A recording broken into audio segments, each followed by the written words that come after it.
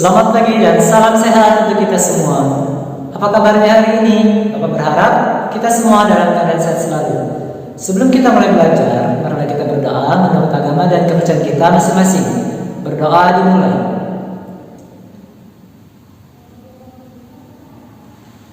Berdoa selesai. Kali ini kita akan membahas mengenai 3 serangkai trigonometri. Adapun yang menjadi tujuan pembelajaran kita pada pertemuan kali ini adalah Mampu menyelesaikan masalah yang berkaitan dengan 3 serangkai trigonometri. Baiklah, Bapak berharap kalian bisa tetap fokus dalam mengikuti pembelajaran kita kali ini. Kita mulai pelajaran kita kali ini, yaitu mengenai 3 serangkai trigonometri. Nah, tadi kalian sudah memperhatikan video materi pemantik pada pertemuan kita kali ini. Jadi di situ terdapat hubungan antara depan per miring, samping per miring itu apa dalam trigonometri. Nah, untuk video yang kemarin kita sudah membahas mengenai tan theta, di mana tan theta itu merupakan depan per samping. Maka di sini ada 2 lagi yang trigonometri yang harus kalian pahami, yaitu kita lihat saja pada video kita kali ini. Oke, ini adalah gambar yang kemarinnya, bahwasanya di sini ada gambar anak remaja. Kemudian dari anak remaja ini terdapat tingginya itu yang ini, serta ada bayangan yang terbentuk dari anak remaja ini, yaitu yang ini, dari kaki sini sampai ke ujung ini. Kemudian dari anak remaja ini serta bayangannya ini bisa kita tentukan besar sudut yang terbentuk, yaitu yang di sini ya, di antara ujung bayangan dengan ujung tinggi anak ini, yaitu di kepalanya. Maka disinilah dia besar sudut yang terbentuk, yaitu kita beri nama theta. Kemudian dari theta ini kita bisa menentukan mana sisi depan, sisi samping, atau sisi miring. Ingat ya, pelajaran yang lalu bahwasanya jika ada tinggi anak kemudian ada bayangan anak ini dikatakan sebagai dia tegak lurus ya, karena di sini tadi kita tarik sebuah garis lurus dari panjang bayangan, ujung panjang bayangan sampai dengan tinggi anak, maka ini terbentuklah segitiga siku-siku ya, dimana yang sebagai sisi depannya itu adalah yang ini. Kenapa? Karena tadi sudutnya yang terbentuk di sini, maka sebagai sisi depannya itu adalah yang ini ya, tinggi anaknya. Kemudian ada lagi namanya sisi samping ya, yaitu karena sini tetanya, maka sisi sampingnya itu yang sebelah sininya sebagai panjang bayangannya. Setelah itu kita bisa menentukan lagi ya, ingat ya, pada segitiga siku-siku itu kan ada 3 sisi, sisi miring, 2 sisi yang lain. Karena di sini kita sudah diketahui berapa nilai sudutnya, letak sudutnya, maka dari sudut ini kita bisa menentukan mana sisi depan, sisi samping, atau sisi miring. Nah, sisi yang ketiga tadi adalah namanya sisi miring, yang ini.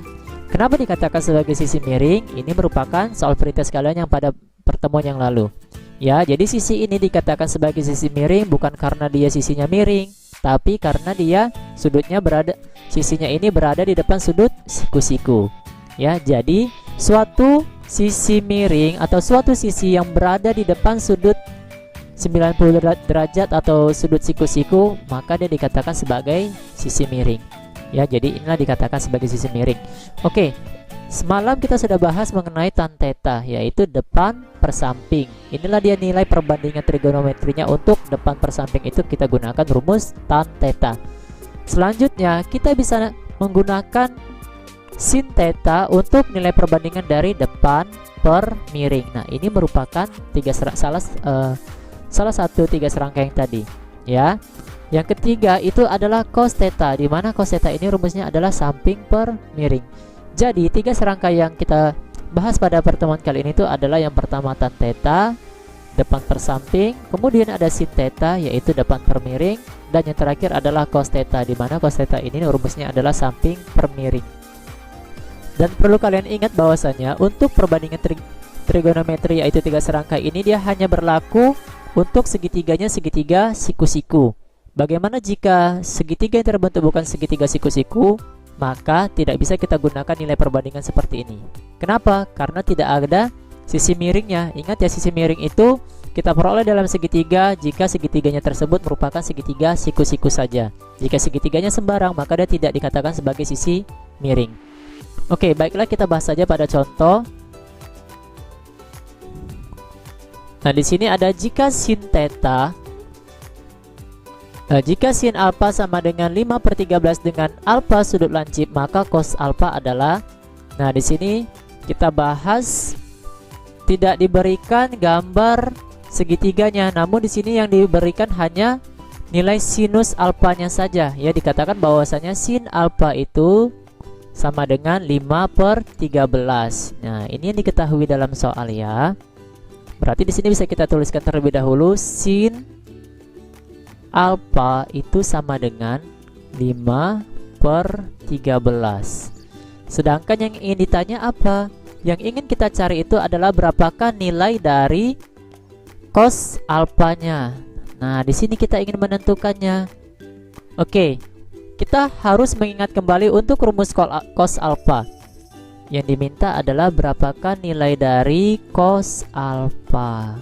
Nah, cos alfa ini rumusnya apa tadi? Apakah masih ingat? Oke, benar ya. Untuk menentukan cos alfa itu rumusnya adalah samping per miring. Ya, jadi di sini kita menggunakan rumus yang ini. Nah, pertanyaannya, dari mana kita menentukan nilai samping, nilai miringnya? Dari nilai sinus yang diketahui. Ya, jadi dari sinus alfa tadi itu kan yang diketahui bahwasanya nilai dari sinusnya itu adalah 5/13. Nah, kita harus mengingat kembali bahwasanya untuk rumus sinus itu dia adalah, ingat ya, rumus sinus itu sin alfa itu rumusnya adalah depan per miring. Maka dari 5/13 ini yang diketahui dalam soal ini, kita bisa menentukan bahwasanya sebagai sisi depannya itu adalah 5. Oke, inilah sebagai sisi depan. Sedangkan miring yang sebagai sisi miringnya itu adalah si 13. Nah, dari sini kita bisa menentukan nilai dari samping serta miringnya. Oh, yang ini tadi 13 ini tadi sebagai sisi miringnya ya.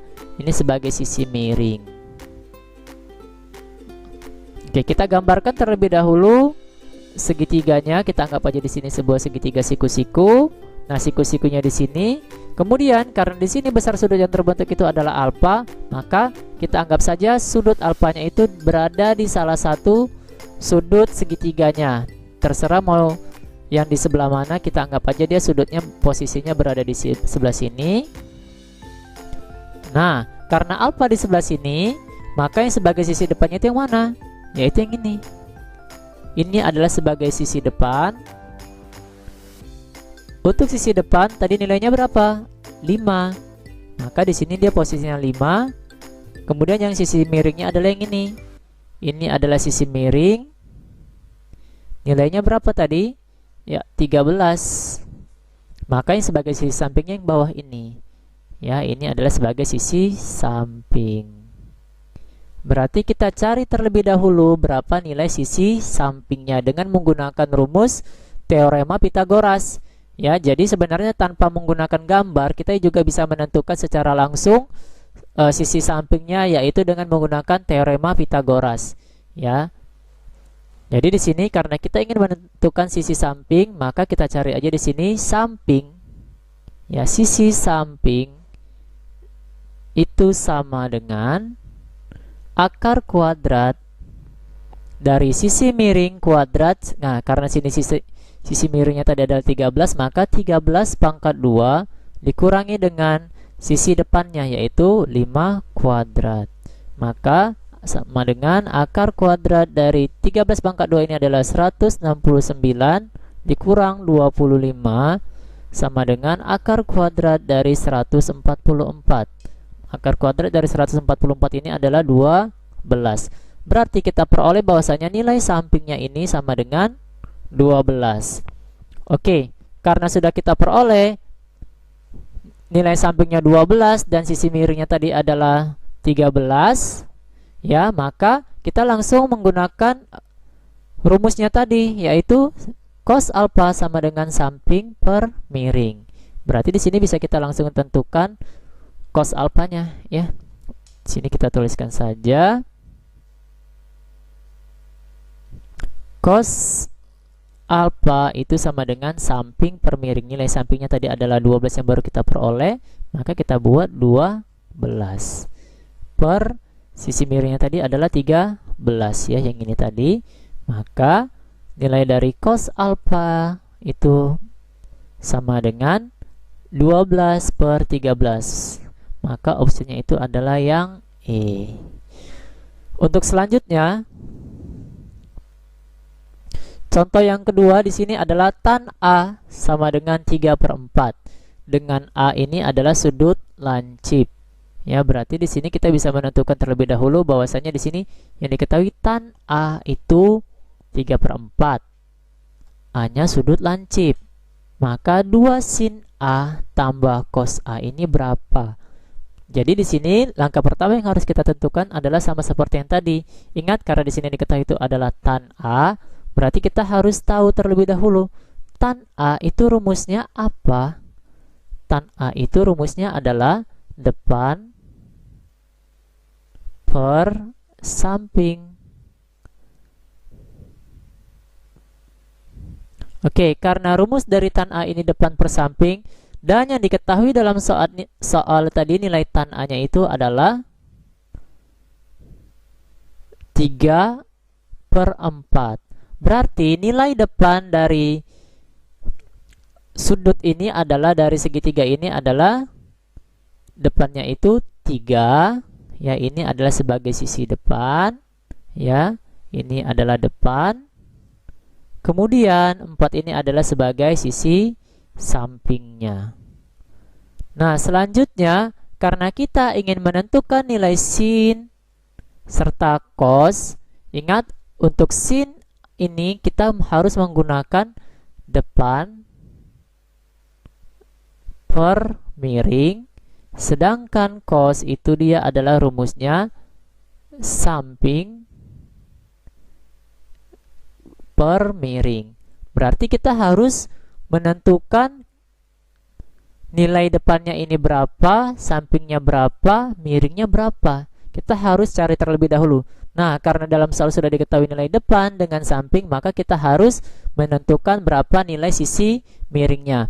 Oke, tanpa menggunakan gambar, karena di sini dia merupakan perbandingan trigonometri, berarti kita bisa menggunakan kita langsung bisa menggunakan teorema Pythagoras untuk menentukan sisi miring. Oke, karena yang ingin dicari itu adalah sisi miring, maka akar kuadrat dari sisi depan, yaitu sisi depannya tadi 3, ini dikuadratkan ditambah dengan sisi samping kuadrat. Ingat ya, kalau kita ingin menentukan sisi miring, di sini harus ditambahkan. 3/2 ini adalah 9, ditambah 4/2 ini adalah 16. Maka hasilnya adalah akar dari 25. Sehingga kita bisa memperoleh nilai sisi miringnya itu adalah akar 25, yaitu 5. Oke, kita sudah menentukan berapa nilai sisi depan, sisi samping, serta sisi miringnya. Berarti kita cukup mencari atau kita substitusikan langsung ke dalam soal. Yang diminta dalam soal tadi adalah 2 sin A ditambah cos A. Berarti di sini sama dengan 2 sin A. Ingat, sin A itu rumusnya apa? Rumus dari sin A tadi adalah depan per miring. Oke, karena ini ya rumusnya tadi, yaitu berarti di sini bisa kita tuliskan depan per miring dalam rumusnya tadi ya. Kemudian ditambah dengan berapa? Ditambah dengan cos A. Nah, karena di sini ditambah dengan cos A, maka kita gantikan saja nilai cos A-nya tadi berapa. Ya. Tambah dengan cos A. Cos A berarti rumus cos A itu adalah, rumus dari cos A itu samping per miring. Maka di sini kita buat ditambah dengan samping per miring. Maka di sini bisa kita tentukan saja langsung nilainya berapa, yaitu sama dengan 2 kali depan per miring. Nah, depannya tadi adalah 3. Maka di sini kita buat 3 per sisi miringnya tadi adalah yang kita peroleh 5. Maka 2 kali 3 per 5 ditambah dengan samping per miring. Sampingnya tadi adalah 4 yang ini. Maka di sini kita buat 4 per miringnya tadi adalah 5. Maka 4 per 5 sama dengan 2 kali 3 itu 6. Maka di sini 6 per 5 ditambah dengan 4 per 5. Maka nilainya adalah 10 per 5. 10 per 5 ini adalah 2. Sehingga jika tan A sama dengan 3 per 4 dengan A sudut lancip, maka 2 sin A tambah cos A ini nilainya adalah 2. Berarti opsinya yang bagian C. Cukup sekian pertemuan kita kali ini, yaitu mengenai materi